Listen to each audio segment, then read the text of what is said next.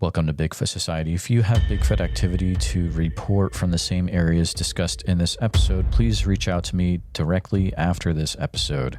And if you'd like to be on the podcast to discuss a personal Bigfoot encounter, please reach out to me directly at bigfootsociety@gmail.com. Do you wish there was more Bigfoot Society to listen to every week? Well, there is now. If you become a supporting member over at Patreon, you get a special members-only episode every single week on Wednesdays, and sometimes even more episodes. Head on over to patreon.com/the Bigfoot Society. And now let's get on with the show. All right, Bigfoot Society, I've got the privilege of talking to Kelly today. Kelly's from Western Pennsylvania. She's also a member of the Patreon, but she's got a few things that she would like to share that have happened to her over the years. So invited her onto the show. And how's it going tonight, Kelly? It's going good. How are you? Awesome. Having a good Thanksgiving, as we were talking about earlier. So that's always fun to do that and have a great meal. But you know what? We were talking earlier, and it sounds like you've had a few interesting things happen over the years. So I'd say we get right into it. I'm going to go ahead and give things over to you, and feel free to take us back to the first time where you had something weird happen, potentially related to Bigfoot, and we'll start there.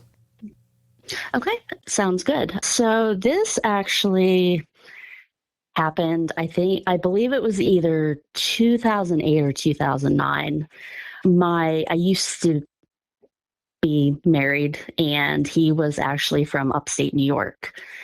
So every summer around the 4th of July, we would go camping in upstate New York, and we always ended up, it was a little bit north of Watertown, New York, close to a fort.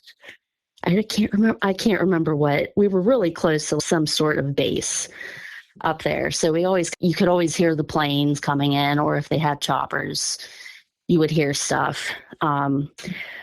But the one time we were up there, it was very interesting to say the least.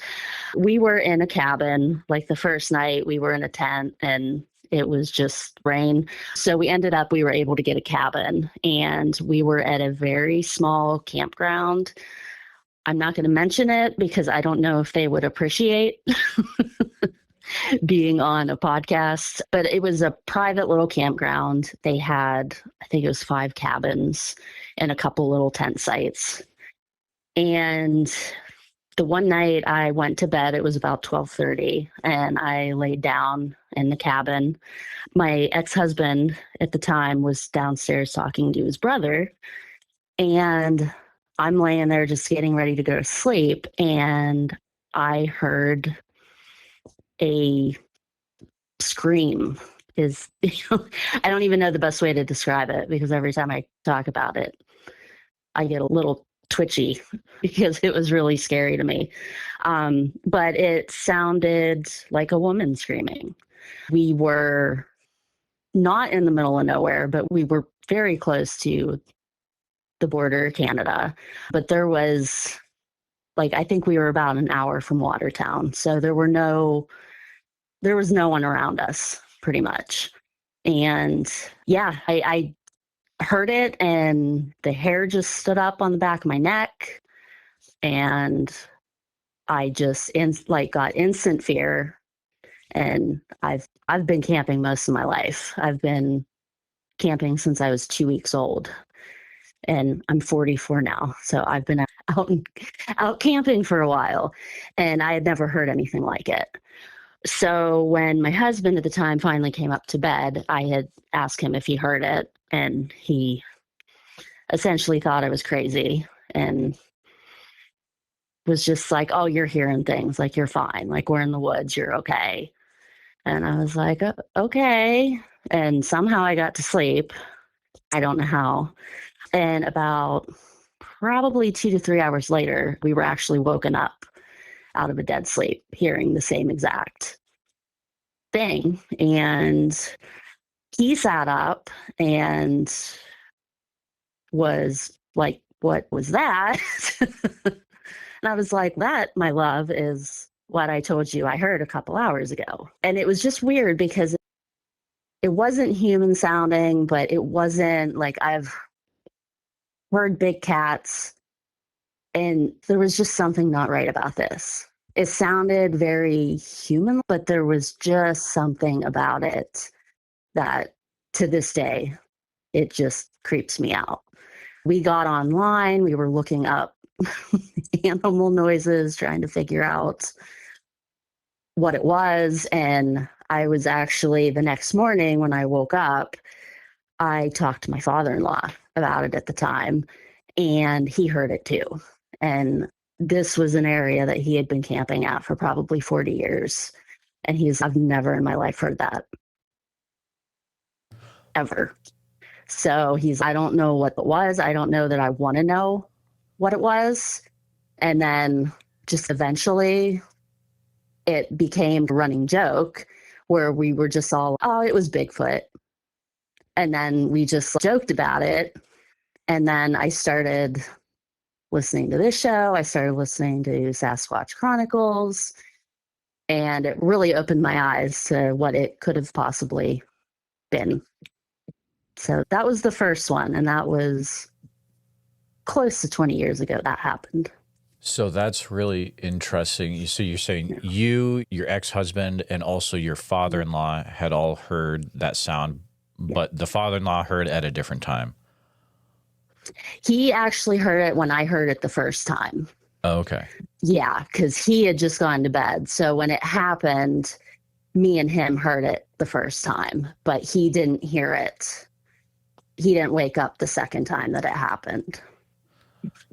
Got it. And I'm guessing It sounds like you listen to all sorts of stuff on the internet. So you probably listen to things like a fox, let's see what else, a mountain lion, all that good stuff. Mm-hmm. Yeah. Yeah. We tried figuring out like where we were at, what is around there that we're not used to. Because at the time we actually lived in Columbus, Ohio. So we obviously we were like right in the city. So we weren't aware of the animals that were in Ohio versus I'm used to Pennsylvania. I was born and raised here. So it was just nothing like, and it was so hard to put into words what it sounded like because it was I don't know, it was so terrifying. Even being in a cabin, I was scared to even get up and go to the bathroom because I was afraid I would hear it again. That's really interesting. Did you also do any research online to see if there had been other people reporting stuff in the same area where you were at? I actually haven't, but I have heard of, I guess there's like a lot of not necessarily Bigfoot stuff, but just general weird stuff that happens around the Watertown area. I've heard on other podcasts that people talk about that area, and I just hear about a lot of weird stuff. Like I don't ever think I've ran across any like sightings or hearing any stories of what we heard in that area, but I do know there's a lot of weirdness in upstate New York that happens in general. Oh, yeah, absolutely. And I'm doing a quick look at, I don't know if you're familiar with the Bigfoot mapping project, but they do actually have a few entries west of Watertown, northwest of Watertown, where there are actual sightings, 70s, 80s, and I believe there is actually June of this year. Yeah. Really? So pretty interesting stuff, even though I believe you said your sighting was a while back, correct? Yes. Yeah, I'm thinking it was... Or sorry, what you heard was a while back. Yeah. Yeah, I'm thinking it was either 2000... It's somewhere between 2007 and 2009.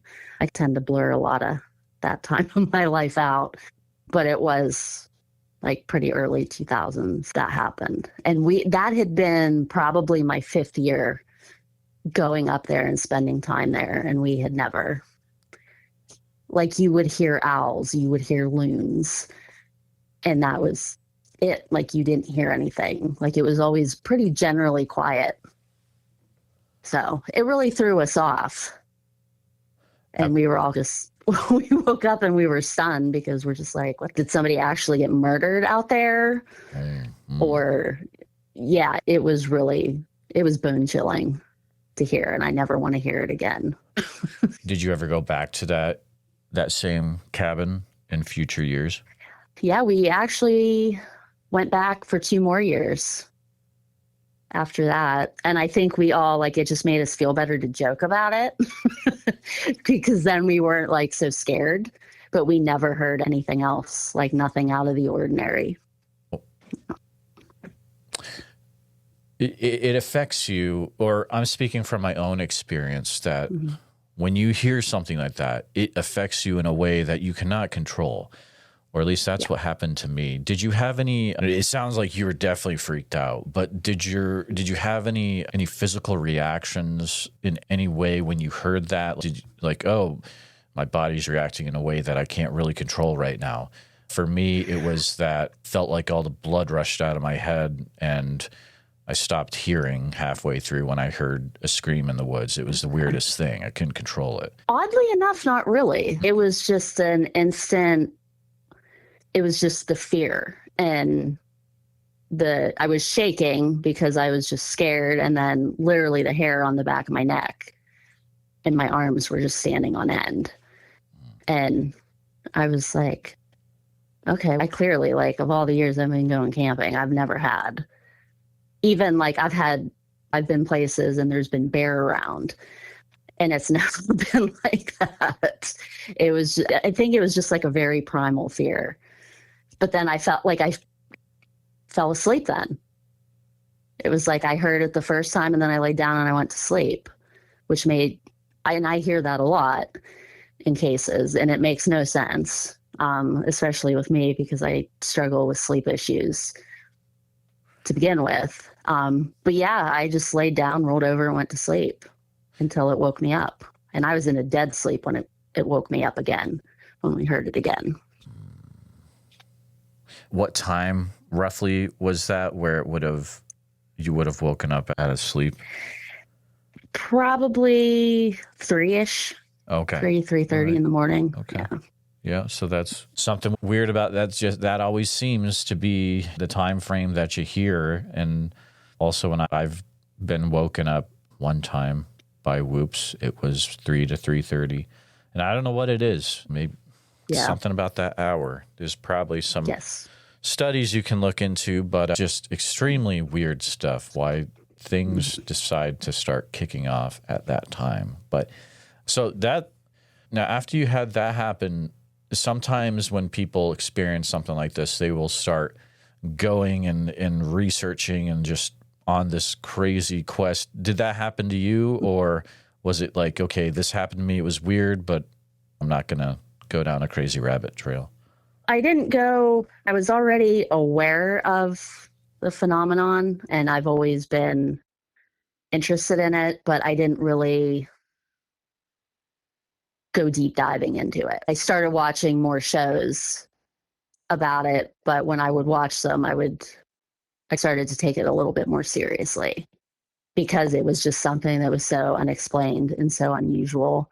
But at the same time, I've spent most of my life experiencing things that were very unusual and strange. But that really stuck out to me more because most of the time,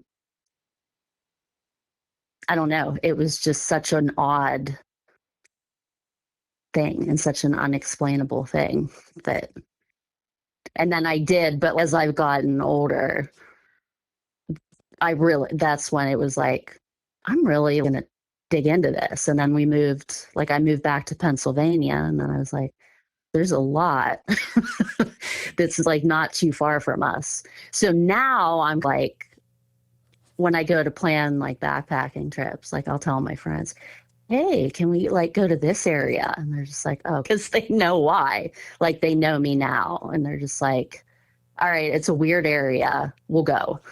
And then they're just like, all right, we love you. Like, we'll go on this backpacking trip.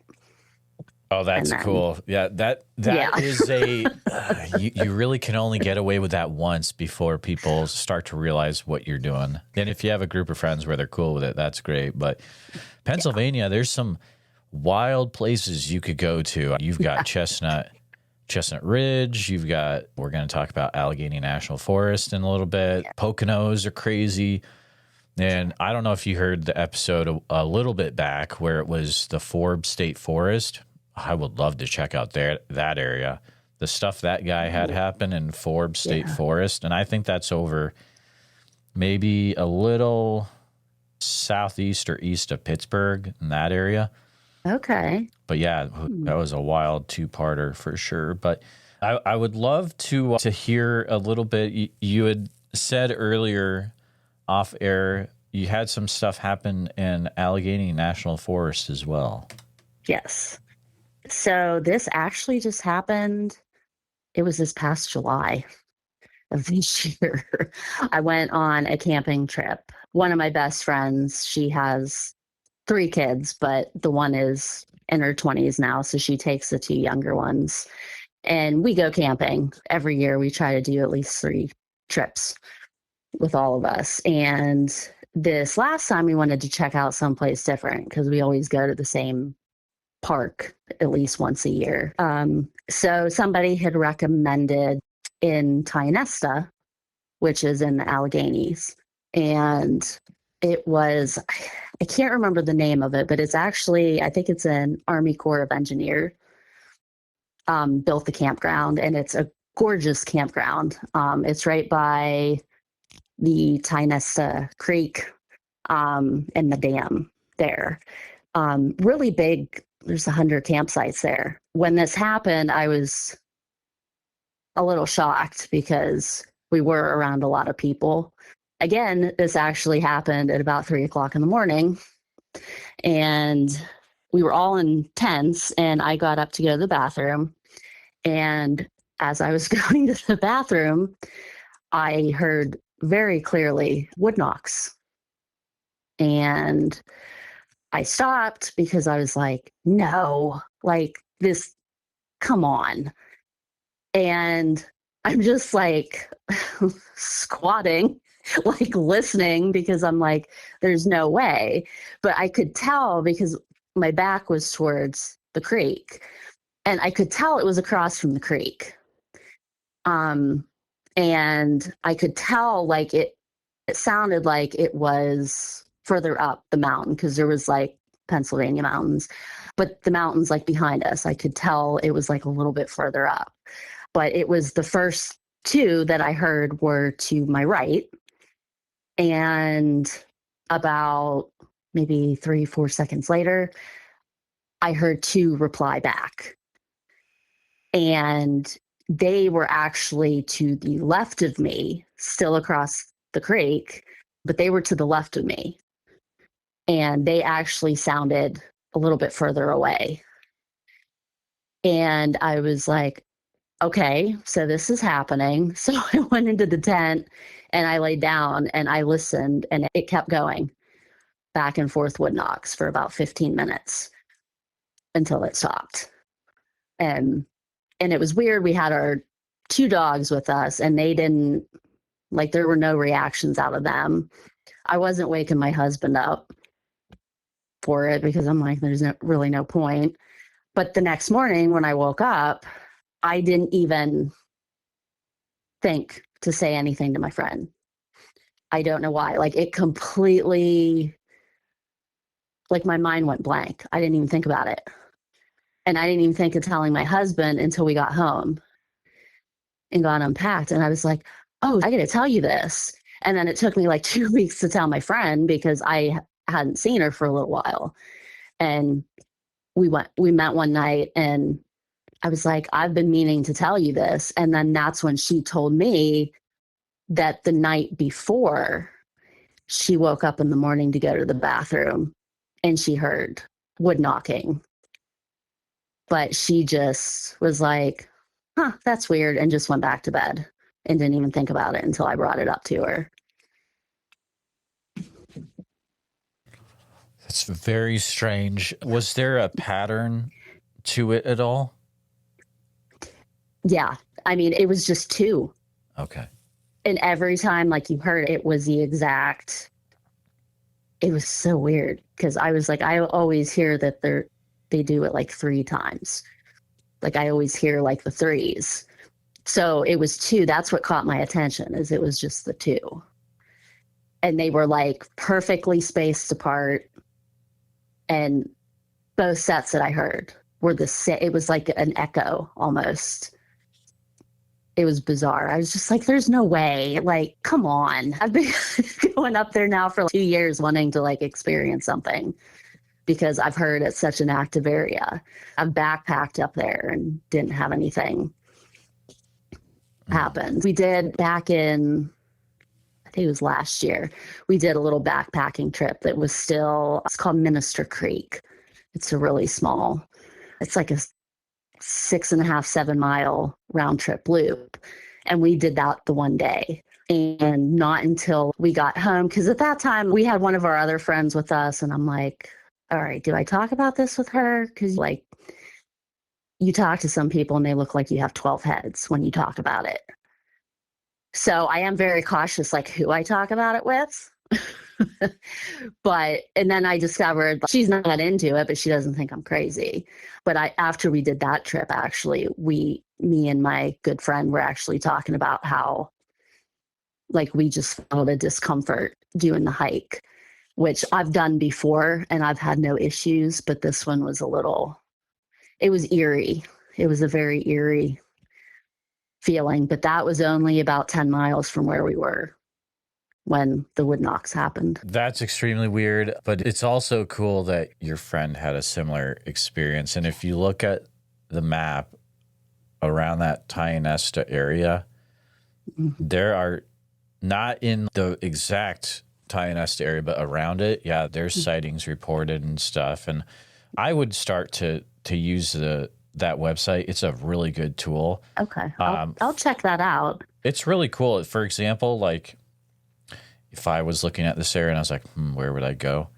Just based on what is on this map, I would totally check out the Allegheny Reservoir because it has a ton of stuff going up there. I don't know how far away that is from Tionesta, but it doesn't look like it's like crazy bad, but I mean, it's doable. Know. I've heard of it, but yeah, I'll have to look at that on a map because we're starting to plan some backpacking trips for next year, so she knows what's coming. Oh, you'll love it. It'll open up your world for sure. Yeah. Either of these times when you got home, did you start experiencing any weird stuff at home afterwards?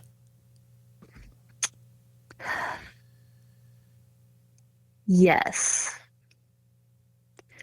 Both times. I can't really pinpoint.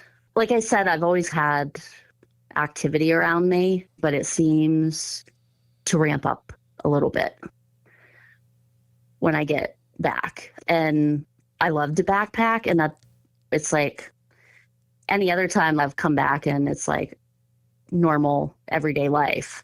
But yeah, these two times, I don't know. It was a little different. Like things ramped up in the house to where even my husband was like, what is going on? Because just until recently, he believed in stuff, but I don't think to the extent that I did. He would just hear things, possibly see things, and just roll over and go to bed. Oh, really? Like possible things in the house? Oh, boy, yikes. Yeah. Yeah. And then it would ramp up and then it would just dissipate and then we wouldn't have anything. So, yeah, just a little bit. Nothing to really write home about, but yeah, there was definitely like a little bit of a bump.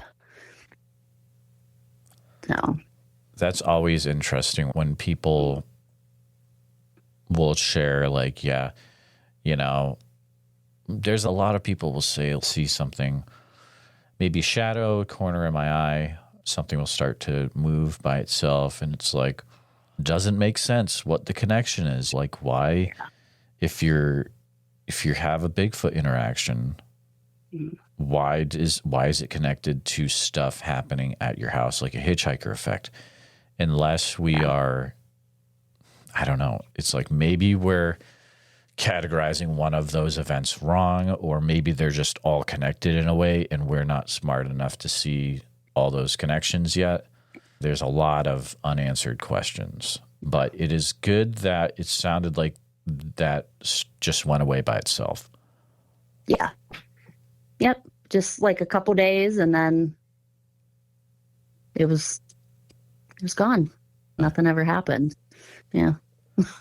That's good. Some people have to, I've talked to people where it's like they'll pray around the corners of their house. They will rebuke in the name of Jesus, all sorts of just however it fits into a person's worldview. You know what I mean? Yeah. But it feels like the more you get into this, there are more questions than answers. That's the allure of it, I think, is it? Mm-hmm. Yes, I agree. I agree. Because now, especially after the wood knocks happened, now I'm just like, I just want to keep looking into this, because I'm like, there's just so much. You just hear so much weird things that go along with it, and it makes no sense. It should have nothing to do with one another. I've been like, the more too, like I'm listening to other people talk about their experiences, the more like I've thought about like things when we have been out backpacking, and like weird feelings of being watched. And I just push it down because we're in the middle of the woods. I don't want to freak myself out. And then a couple days later, when we're done, then my friend comes to me and we're talking about the hike. And she's, man, that like stretch of the hike, I just felt like somebody was watching us, like someone was following us and watching us. And I was like, why don't you tell me when we're out there? And she, because I scare myself and I don't want to think about it. So she doesn't say anything, because she's, I want to be able to sleep when we go out there. That's a tricky one, because I get it. But it's also, if we're both tuning in something, it might be smart for us to communicate, so we're aware that if something goes down, we're more aware of it happening. In Allegheny National Forest, I talked to Amy Boo a while back, and they had some really weird stuff happen there on an expedition. They got hit with infrasound in such a way that I think it was most of the party members that night felt like they were having pretty severe heart issues, to the point where they were like, do we have to go to the hospital right now? You know? Which that always freaks me out.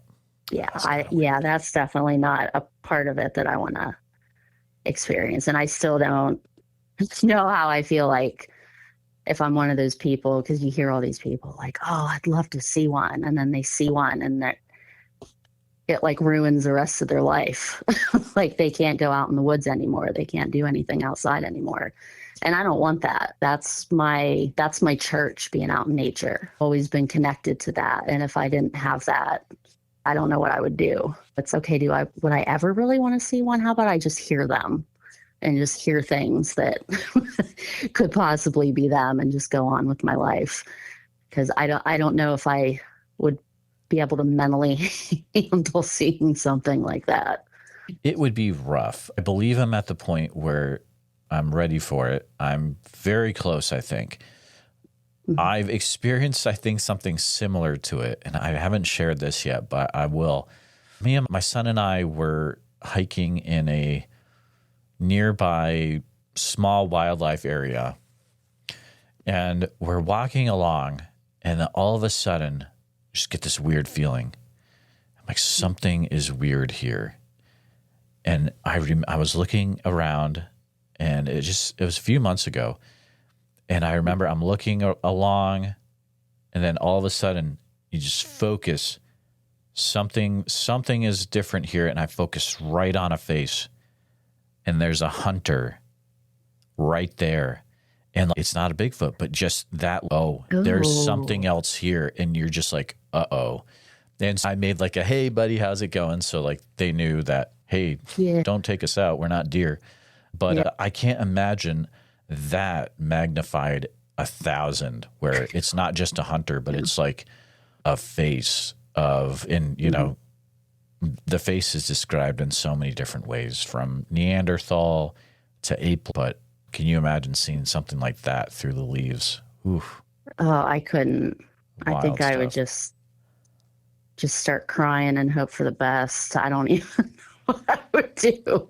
Yeah, I couldn't imagine. And that's always like one thing too when I am out. And just because all of Pennsylvania is pretty much bear country. So, you always have to be cognizant anyways when hiking. But yeah, like the one time we were like the other time in Allegheny when we were hiking and I had that weird, like I was being watched, I was just on high alert, like just everywhere. Like I just couldn't stop like looking around because there was just something where I'm like, and I wanted to say like it was like four of us girls, and I'm like, I don't want to say anything because the one girl's scares pretty easily.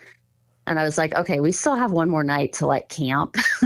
So I don't want to, like, I didn't want to frighten her because nothing really happened. We did end up coming across two fawn legs. Oh. That were just in like on the trail. And it just looked like they were just like pulled right off. And there was like no animal prints like around it. Cause we all obviously saw it. And I looked at my one friend and she looked at me. And I think we were both thinking the same thing, but we didn't want to say it because I'm just like, that's weird. Because you don't normally come across stuff like that. And that was actually the second time that I've come across like a carcass like on the middle of a trail. And I'm just like, this is weird because this is like a trail too, like the Minister Creek Trail it's a popular trail. Even when we were there was like a whole group of Boy Scouts that were backpacking. So it's like a heavily used trail. And I just that's a little weird to literally be laying in the middle of this trail when there's been Boy Scouts walking past and all these people hiking past. So that night I was a little on edge when I went to bed. Just because I was like, okay, am I going to hear something? So I did not sleep good that night because that just really put me on high alert. Oh yeah, because it's even if it's not a Bigfoot, you still have a situation where something has pulled the legs off of a fawn, and there's not many. I can't think of a good situation where that had to happen. It's weird all around. So yeah, that would probably put me on edge too. When you're out there, have you ever experienced anything like the potential gifting situation where something weird was left in your area? Or no, I have not. Gotcha. Cool. When you've experienced a few things and you've been looking around, listening to things, do you have a thought yet of what you think Bigfoot might be? What do you think of when you hear people talking? Or do you think we're talking about a undiscovered ape or a relative of human in some way? Or I don't even know. I flip-flop with that. I don't think I've ever that I can recall actually thinking that it is a type of undiscovered ape, because the things that go along with the stories you hear I don't know. To me, it just doesn't point to that. I don't know. It's just, I'm definitely a person that leans more to the woo side of it. I think that's why there's so much unexplained with it. But yeah, I don't know. I just don't have it in me to believe that it is an ape out there. It's got to be, I don't know if it is a type of human, but that doesn't explain all the weird stuff that goes along with it. That's just like nothing that's like, I understand when people see it, it's a physical being. But to me, that doesn't dismiss all the weird that happens, because there's more weird stuff that happens with that than really anything else. And I mean, if it is a type of person, they got some weird, unusual abilities. And that is a possibility. But I don't know. It just doesn't. I just definitely don't think it's an ape. I don't know. That's never resonated with me. That's what it is. Exactly. It's one of those things where you start thinking about it, and again, there's more questions that come up. It's, well, if it's an undiscovered ape, then it's a wild problem to have, because that means that there's extremely large undiscovered apes in every state except for Hawaii. Yep. Or if it's some kind of relative of a human, then that means, oh man, we have a whole civilization that is completely spread out through this country, that is smarter than us, and that is capable of doing some incredible things that we as a society cannot do. And it just, it lends to some really interesting conversations and studies that need to be done as we get more and more answers, hopefully, in the future. I don't know. The more I look into it, the more questions I have. So we'll see as we go along. You get more, talk to more people and put more dots on the board and try to connect more things and things like that. But it would be interesting to hear if people that are listening have also had things happen in the areas that Kelly has referenced, like the Tionesta, Pennsylvania area, or north of Watertown, New York. So it'd be interesting to see if people reach out with any incidents in those areas as well. But Kelly, it's been a pleasure chatting with you. Thank you for coming on to share what you've experienced over the years. I have a feeling that once you open yourself up and you start experiencing things, it doesn't go away. And yeah, I have, you'll probably be experiencing some other stuff, and your friends are probably aware of that too. Yeah. They always, at least my one friend, I've been friends with her since we were in the 3rd grade. So she is definitely very clued into my nuances. Yeah, she's on the same wavelength that I am with everything about experiencing it. But I'm the nut that wants to go out and like look for it.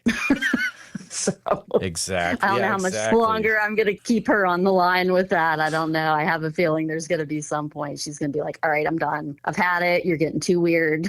We're done with this. But I don't know. I think I still have her hook, line, and sinker. So we'll see what happens. There you go. There's only one way to find out, right? You just got to keep going. Exactly. So. Yep, exactly. Good stuff. Kelly, keep us informed with if any other things happen in the future. Of course, you can always reach out, and I'd love to hear about that. And maybe Sounds we can good. have a follow-up in the future if stuff continues to happen. But thanks for coming on the show, Kelly. I appreciate it. Yes, thank you very much. And you have a good night. Here at Bigfoot Society, our goal is to provide a platform for those that have encountered Bigfoot to share their encounter in a safe and respected environment. But we need to hear your story. If you've experienced something that you just can't explain, please send me an email at bigfootsociety@gmail.com. Then we can start the conversation. And I know a lot of you have not shared your encounter at all. It's been 20 years, and it's time that you get this off your chest, and then you can get some well-deserved rest, because I know you haven't been sleeping. I understand what you're going through, and I appreciate every one of you listening. Bigfoot Society podcast, hosted by our captain, Jeremiah Byron, where it's all Bigfoot all the time. Have you ever had the urge to do more, to be more? Now you can by joining Bigfoot Society on the Patreon. Get ad-free episodes and even member-only episodes. Take part in movie night and even live video chats. Interact behind the scenes with Jeremiah and other Patreon members like me, Slaya. The powerful podcast goes on, and you may contribute a verse in our Patreon community. Carpe diem. Seize the day, Bigfooters, and make your lives extraordinary. Please take a minute to help out the show by subscribing on YouTube, making sure you hit the bell so you don't miss any notifications, and share the episode on YouTube with a friend. Also, if you're listening to us on a podcast, thank you so much. Make sure that you're subscribed, share the show with a friend.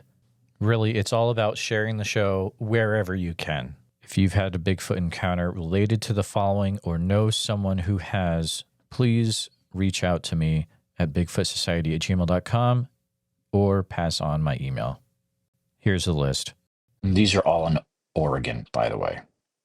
Oak Ridge, Dexter, Fall Creek, Deschutes National Forest area, Cultus Lake, Spirit Lake, Subtle Lake, McKenzie River area, Sweet Home area, the area west of Crater Lake, east of 230 West Diamond Lake Highway, and north of 62 Crater Lake Highway. You can use email bigfootsociety@gmail.com. A special thank you to all the Bigfoot Society Patreon and YouTube channel members. It's your support that helps keep the show going, and I extremely appreciate it. If you want to join in the fun, you can join over at patreon.com/the Bigfoot Society. I'll see you there. And again, thanks for listening.